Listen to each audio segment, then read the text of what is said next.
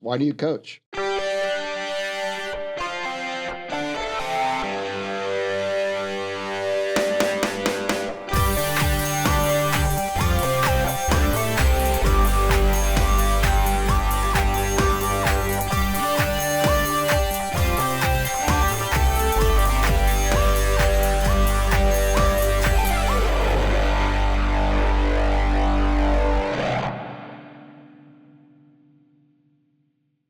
Welcome to the Nick Anthony Show. I'm Anthony. And I'm Nick. Hey, Nick, how you doing today? I'm good. Today is my dad's 82nd birthday. Is that right? It is. Wow, if he's that young, you're really young. That's true. That's true. So yeah. My mom's a lot older. Yeah. Oh, really? Yeah. So yeah, it's a good day. That's I awesome. get to see my brothers in town. Oh, from really? Oregon. I get to see my aunt. I get to see, we're having dinner at my mom's, who's pretty much the best cook in the world. What time should I be there? And 10 o'clock tonight. Yeah, okay. So, I got that there. So it's been my dad was a coach, Right. Youth coach, CYO, Catholic school coach, and I think I was thinking about it as we were talking about a lot of over the time our episodes and things, and I guess I love coaching, and part of the reason we're here, part of the reason I do is I guess I grew up in that household, and so I think it's appropriate that it's my dad's birthday. That's great. And he was a great coach. So I'm sure he was. yeah. So how are you? I never asked you, I feel like. So go ahead. How are you? I'm good. Everything's all good. Everything's all good. Okay. So, What do you got for me today? well, before we start, Okay. right, I just little note to the audience. When we record these, right, we're trying to, because it's a new show, we're trying to get 10 or so shows done before we launch. So just so the audience knows, that our guests know, that some of these things we try to avoid right now, talking about a lot of things that are temporal, that are time-based, Yes. right? Yep. But I think that something happened last week that's just so important that I think we should talk a little bit about that before we get into the main show. Okay. And the main show, as you know, is 6 elements of a great coach. Yeah. But, last week was the day the Phillies, fell out of the playoffs, right? And the last play, and I know that it was crushing, right? It was crushing. And, being from San Francisco originally, I root for the Phillies. I root for the Giants. So I hate the Dodgers for all kinds of reasons. Okay. Dislike, hate's too strong of a word. I do have friends that are Dodgers fans, but I always root against the Dodgers. Yeah. And so it was really, anyway, so it is crushing. But the way that ended, right, with Kerkering, or Ryan Kerkering kind of going the wrong way with the ball and misthrowing it and all that kind of stuff, I think most people could look at that and say, that was a mental mistake. Mm-hmm. And I want to go back to PKE a little bit and say the Phillies as a whole haven't performed well in the last 3 years in the playoffs. And so you could say that's a physical thing. You could say that's a knowledge thing. You argue about all that kind of stuff. But my contention is a couple things. Number one is it's E. Mm-hmm. It is E, right? You don't go into a slump or a swoon or that kind of stuff. 3 years or 3 different caliber teams, right? The Dodgers are a great team this year, but the last couple of years they weren't great teams they lost to.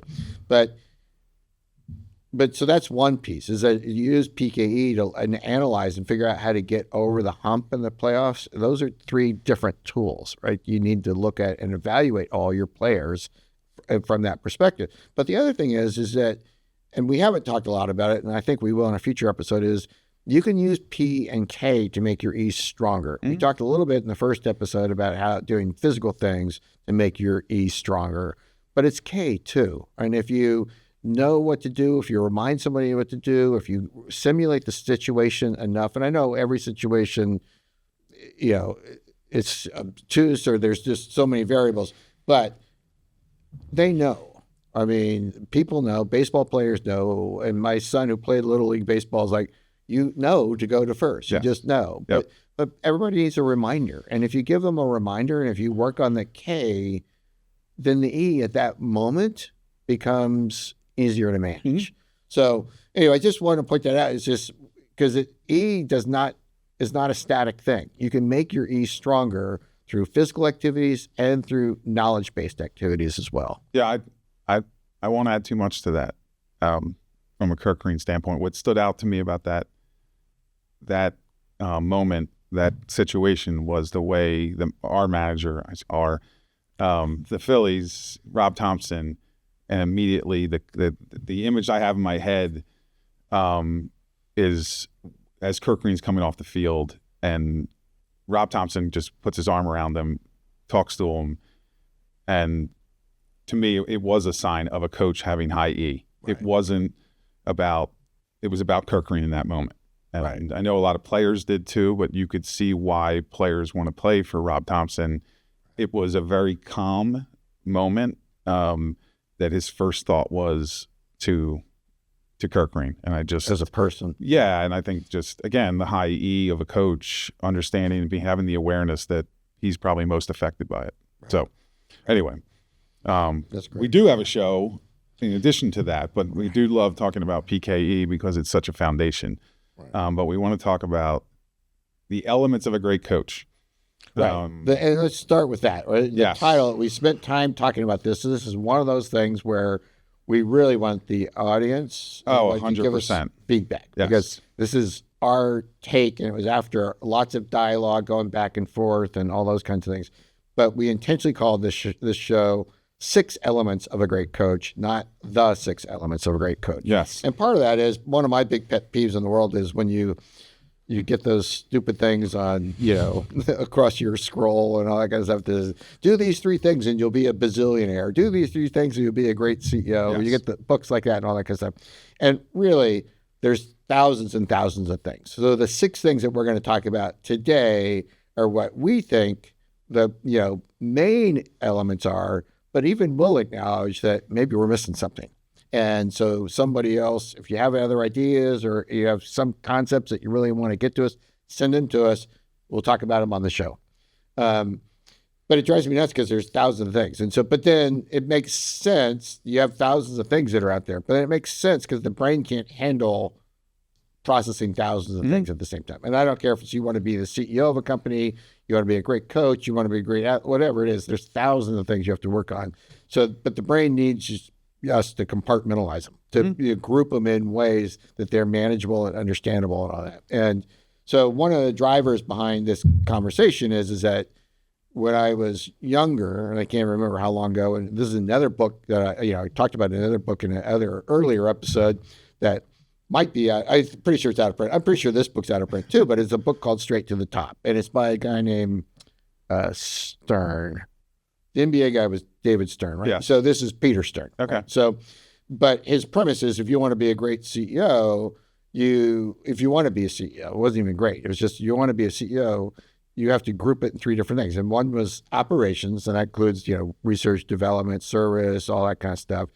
The other group was sales and marketing, and one was finance. Mm-hmm. And his premise was, as a CEO, to become a CEO, you've got to get good at 2 of those things to really understand 2. But your career and your life's not long enough to get good at all 3, and you'll run out of time, basically. So you need to find somebody else to augment that 3rd thing. So for me, in my career, right, I was a sales and marketing and operations kind of guy. Finance was my weak leg. Not completely illiterate, but it was definitely my weak leg, and I always had to find help for that. So it's the same kind of thing. That's how this conversation started with Nick and I basically started with, and it was wrong, right? So Nick added a lot to it. So wrong's a strong word, but it was wrong. Is the way I look at coaches is I group their stuff into 3 things. And one is just like, can they do skill development? Are they able to teach players, how to improve their skills?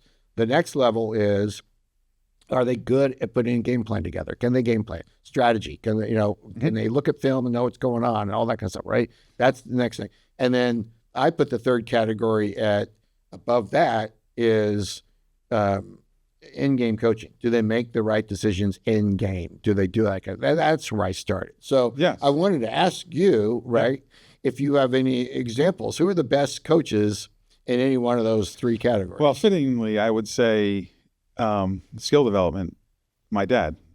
Okay. And that seems like a very I don't know, default answer maybe for some. It's true. It's true. But my dad was, kind of the old school, and it was fundamentals. So he really taught me from a skill footwork. So it was very it was basketball, and it was very basketball centric, and that's all it was related to. But what I took out of it, and what I think became a very driving force for me from a skill development, was how I applied it to lacrosse and being a goalie, and how important my feet became, kind of my skill. I didn't have really great hands, so I could get to balls. They just would wind up hitting me because I didn't have great hands. But it was the skill and the skill development that my dad would emphasize, and he coached me in 2 years in grade school in basketball. But it was the footwork, and I think it really did affect a lot of of the skill. And we would, I wouldn't say we necessarily worked on it. My dad wasn't one of those that was just like, get out and do this, and he was with me and hovering and all that. But we'd talk about it a lot. Was like that, or he was not. Okay. But he would come out with me and shoot with me, and Right. we'd talk about it, and he'd demonstrate it, but it wasn't a hovering, type of thing. So yeah, I'd say his skill. And then the other one I would say from a skill development standpoint was my first lacrosse coach, which was a guy named Stu Brown, who was a big in my township in lacrosse, and just all the basics of playing goalie. And a lot of them were very, when you step back, again, it was very foundational. I mean, he was coaching a 7th grader, so they needed to be, and a first time, but very simple things that I think apply all the way up. And but yeah, I would say those two are my skill development. Gotcha. Great. Yeah. So I think, go ahead. I think we'll get into I think more of the strategy and some of the things you mentioned. I see them more in probably observation than I did personal. Right. To my experience. Right.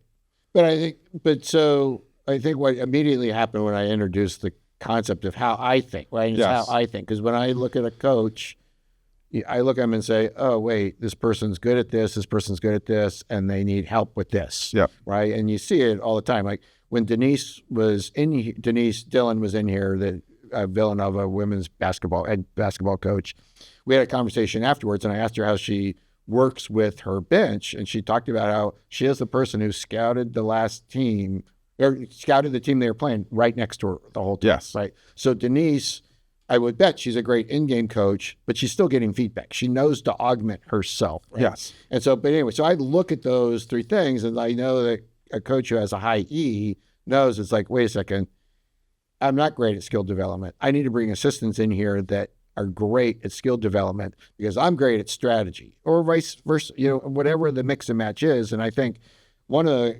local great examples that we have, and I think every NFL team probably goes through, is Nick Sirianni, with the fact that he gave up play calling for the offense. Yep. Right? He knew there was an in-game. I don't know all the history behind it. I'm not that much of a fan to really know, and I'm not going to pretend I know what went on behind the scenes. But the performance of the team improved when he took that task away. He's still, I think he's still doing in-game stuff, right? Oh yeah, 100%. Okay. Yes. But that one piece he knew he needed to augment. So I would give him very high marks for his E in that case. Oh, definitely. But you immediately, right, when I introduced the idea, basically you're missing the most important thing. And it goes back to a Joe Siglia conversation, one of our other guests. But go ahead. Tell me what I was missing. Well, I think there was... Well, we'll go to the others, right? Just the one that Well, I just said, can a coach motivate? Yes. Can a coach, can coach get their players to play for them? Right. And that probably falls a little bit into an E category. Oh, absolutely. Where, I think the first three you just mentioned are more kind of, when somebody thinks of coaching, sometimes it's the sport. And, right.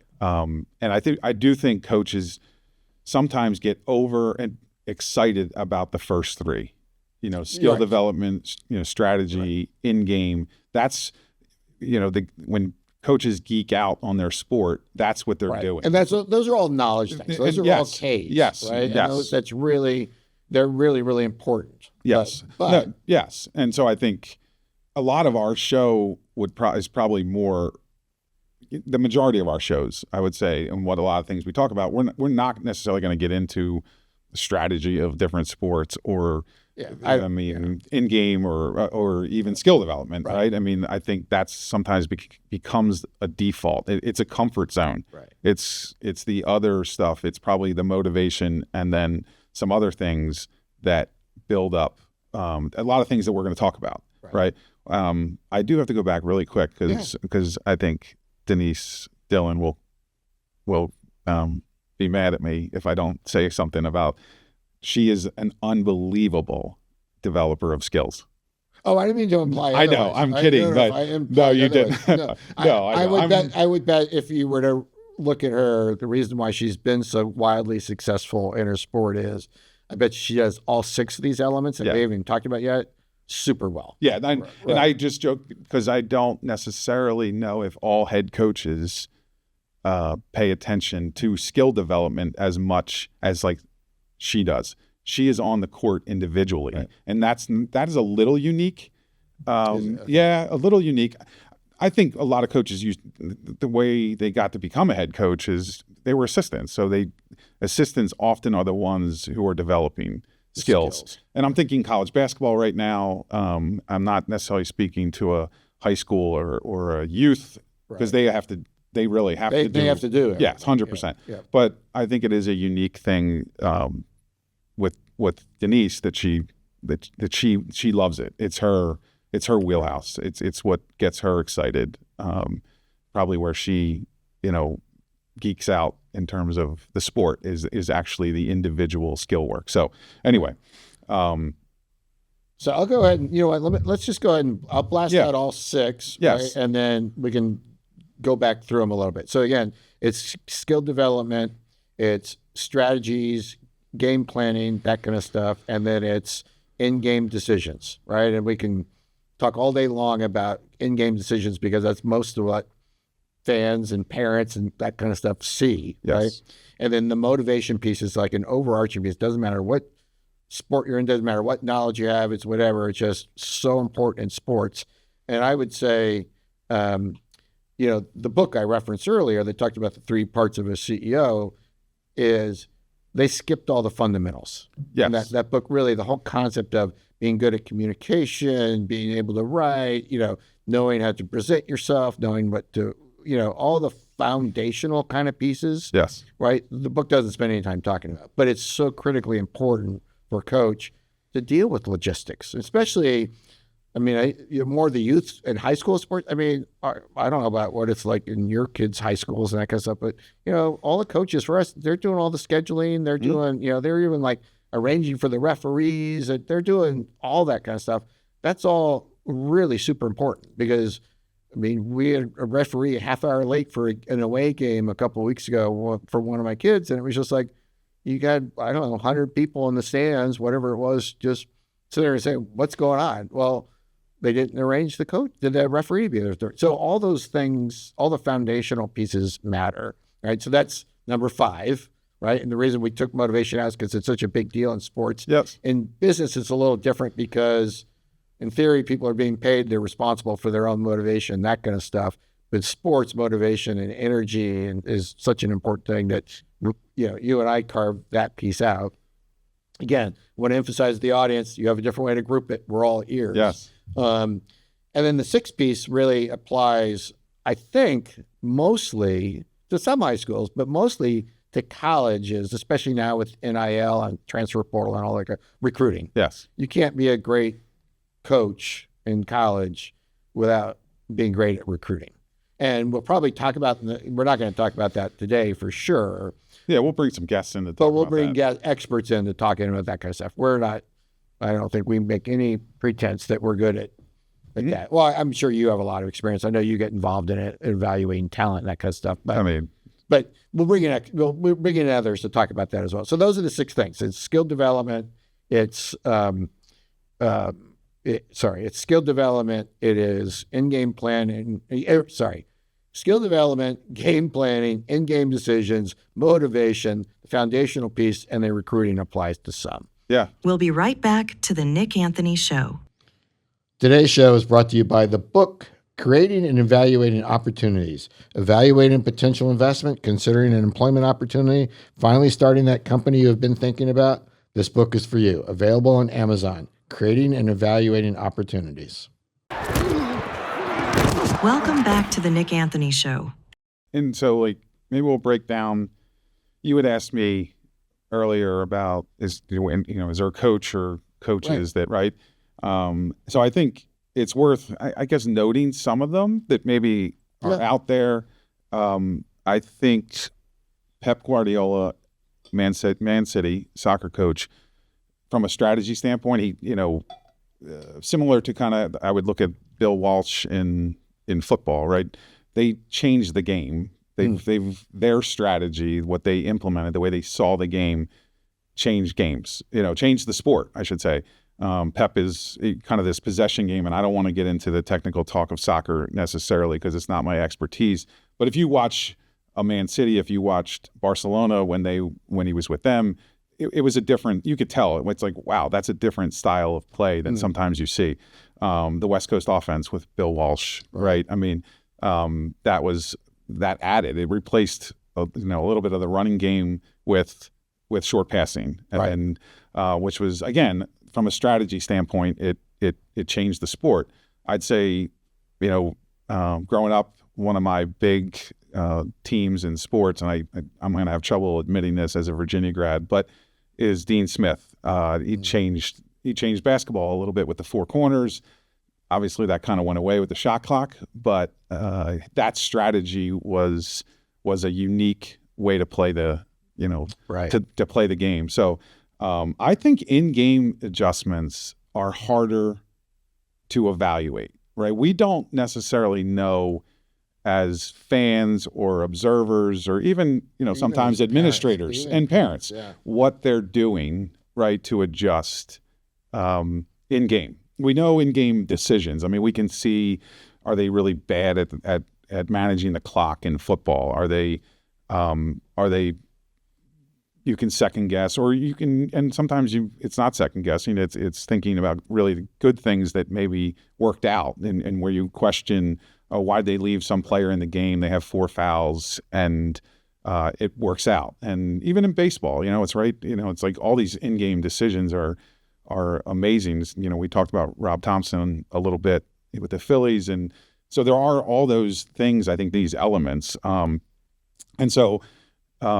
I liked when we talked about this and when we're talking about this, because I think it's a good way for coaches to organize their self-reflection, right? I mean, when they can go back and it's like, okay, do I have a strength in skill development, or is that not my strength? Do I just see the game from 30,000 feet much better than others? Right. And then, okay, wow, I am struggling in game to make decisions, or and I think probably harder to evaluate a little bit is kind of the other stuff. Recruiting, we'll put that on one side, right? But like from a motivation or a foundational piece of their coaching, that might be a little harder for them to evaluate. They need, I believe they probably need a lot of others to help them with that and fill in the gaps.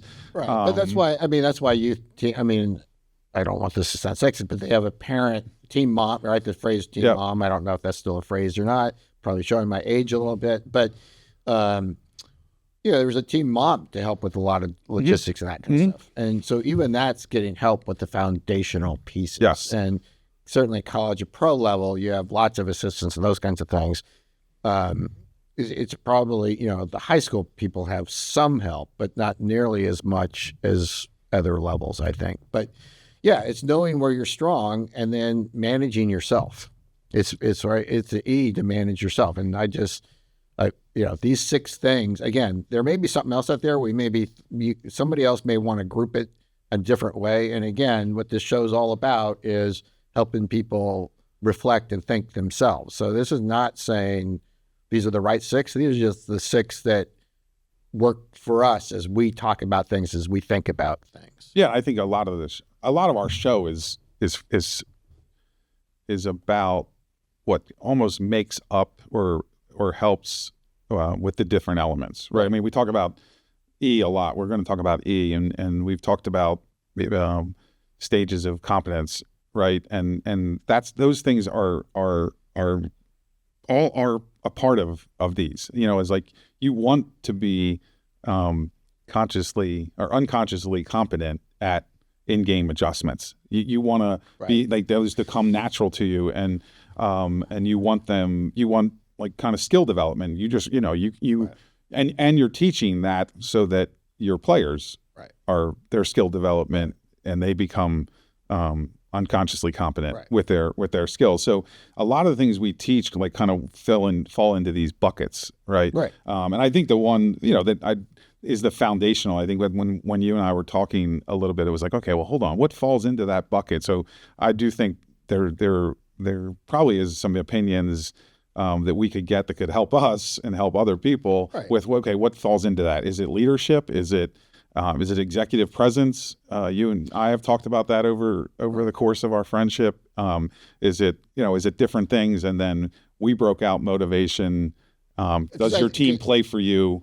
That type of thing, just as a side. And I guess from a motivational standpoint, I think coaches that stick out for me are some I've referenced. I mean, I think the way Pete Carroll now with the Raiders, but before, the way he structured with competitive and using those motivational type of things. I mean, Sir Alex Ferguson with Man U. I'm going right into Manchester and soccer today. But I mean, he's very, he kept them relevant and at the top for years and years and years. Now, obviously, he had a ton of talent, but he's known for the motivational and how he used different tactics to motivate his team.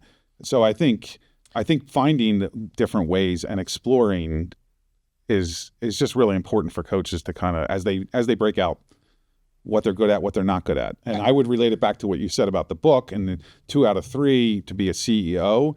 I think in a lot of ways, I don't know if you and I have a number on, you need 4 of these, 4 of the 6, or you need 3 of the 6 or whatever to become a head coach. I think it's a more is okay. Where are the other way, which is what you aren't your strongest with, and then how can you A, get better at it, and B, have other people as assistants or others help you get better. And to become a head coach in a lot of things is just you have to be there. Yes. Right. I mean, when Joe Seglia, the guy, the AD from New York, he basically said he needed to find somebody that was really great at motivation. And he'd teach him the knowledge of the sport. Yes. Right. So I think that what we're talking about today is really a thing that helps your own self-reflection. Yes. This isn't your boss isn't going to measure you on these things and any of that kind of stuff. But as you're looking at yourself and your performance, right? Are you good at recruiting? Yep. Does that matter in your job? So let's 90, whatever percentage, it doesn't even matter. You get your neighborhood kids, or you get the kid, the players the GM gives you or whatever. Yeah. Right? But then there's the foundational piece, and a lot of times you have help with that kind of stuff. And there's thousands of things, right? And so some of them, I'm just making this up, Joe might put that under his foundational piece. Mm-hmm. Nick might put it under motivation, right? There's no right or wrong answer. It's just how you think about these things. But what we've explored off camera a lot is that these are the 6 categories where we think everything kind of falls into no matter what. And so motivation is just such a big, important thing that it's its own area. Yes. It's very E-driven. Yes. But then how you can measure yourself, right? When you're saying, am I a good coach? Do I need to improve? Everybody needs to improve, first of all. But am I really, really good at skill development? And if not, what do I do about it? Maybe I'll have my friend come in. Maybe I'll see if, Denise Dillon will come in and spin a session with us, right? I mean, my kids just had a professional water polo player come in and work with the girls at their high school. I mean, it's just like, right? So it was definitely a skill augmentation day. You know what I mean? Improvement day. Yeah. And then the in-game strategy. I'm not in-game strategy, sorry, game planning ahead of time. If I'm not good at that, maybe I need to spend more time on it. Maybe I need to go talk to another coach that I know that doesn't compete with me. There's things to do to get and then the same thing, in-game stuff. that's going to take time. I mean, you were talking about the stages of competence, right? You're not good at it when you start. I don't care how good you think you are, right, from the sidelines or from the stands. When you're actually making the decisions, do you know that Johnny has a hurt toe? Yes. Do you know that, Sally has a stomach ache today? I mean, you have to put so much into in-game decisions. Yes. That it's going to take a while before you go through the 4 stages of competence to get good at that. So just being aware that there's these categories and thinking about how to improve all of them is a big deal. And it's a self-evaluation tool. It is. So that's really what the idea is. We're here to help coaches, not help to manage coaches. Yeah, right? no, I agree. I mean, I think, as you're talking, I think there is a lot out there, and coaches do share a lot of information. And I think a lot of it's strategy, or it's the play, they take a play from somebody. But I do think in game, if I just focus on that really quick, some of that is I'm right. I mean, you have to be in a place where you can think. I mean, It's high pressure, it's stress, it's intense. You have to, and that you have to work on your E. I fully believe, because you have to be in a mindset to be able to make good decisions, right? And some sports are a little different. I mean, Rob Thompson in baseball, or any baseball manager, has a little bit of more time to make some decisions, right? But if you're a basketball coach, let's say, and you have 37 timeouts, which is funny in itself. But 30? No, I'm making it up. But you have a lot of timeouts to kind of make some things. But a lot of times you have to call a play in that moment, and you have to have, so are you in a place emotional, your emotional skills, have that gotten you to a place where you can think, right? And so I do think that's a unique, you used to watch Jay Wright locally, and he kind of was always steady. You knew, you felt, I mean, I always felt like he is making good adjustments. He is making game management decisions. And I think it really showed in obviously his success, but it was because he was, had such a high emotional skill level. And I just think that's so critical in that part, in the in-game and game management kind of bucket that we're talking about. But don't you think, not but, sorry. Yeah. But, I said, no buts. But hey, don't you think that he also had people on his bench that he respected and he listened to? Oh, definitely. Yes. And definitely. So part of... But he still has to be able to process what they're saying. Absolutely. Because if it's different than what he's thinking, he really has to process it. But I've seen that. Right. And I know that from talking to a couple of coaches, right, that how they manage their input, how they get input during a game is different. Like I know that one coach absolutely wants to control all the substitutions. Yes. Right. He has to do the substitutions. I know other coaches that say, you run the substitutions, I'll focus on the ones that are in the game. Right? Yes. And so knowing yourself is, again, part of E, right? Yes. We keep talking about the yes. Right? Is knowing yourself and knowing what you need. Your formula for you to be successful is probably different than anybody else's in the world. No, I totally agree. And we're just bringing examples up, talking about different ways to do things, but it's what works for you. Yes. And we just think there's thousands of things. We've grouped these 1,000 things into what we think are the right 6 elements to make a great coach. If those elements don't work for you, tell us, do it yourself, whatever. But those are what we think. That's how you manage your K, and then all the E stuff is here, and so that's managing yourself. Yeah. So I think our takeaways, or I'll say, I don't want to speak for you, right? My takeaways with this, with the 6 elements that we break down, is that there's discussion, whatever works for you in terms of the elements. And we want to hear and love to hear what people are thinking in terms of how they break down the elements of a great coach. And so we did our 6 and using them to kind of self-reflect, evaluate yourself. Right. I mean, from my job and my day job, these are great to actually, how do I evaluate a coach? Right. And for me, it's a little harder sometimes with skill development, and it's more results. I kind of have to see it. I'm not necessarily evaluating how they're teaching individually, et cetera. Maybe a little bit if I'm around some of those, and even strategy and in-game adjustments from my seat. I don't know every sport in depth, so some of it's just kind of observing and having communication with coaches and just et cetera. figuring out whether they have a plan. Yeah, but I think these elements from me, from a takeaway, and then what I talked with the coaches, they're great. It's a great way to just organize, but it's not the only way. Right. So right.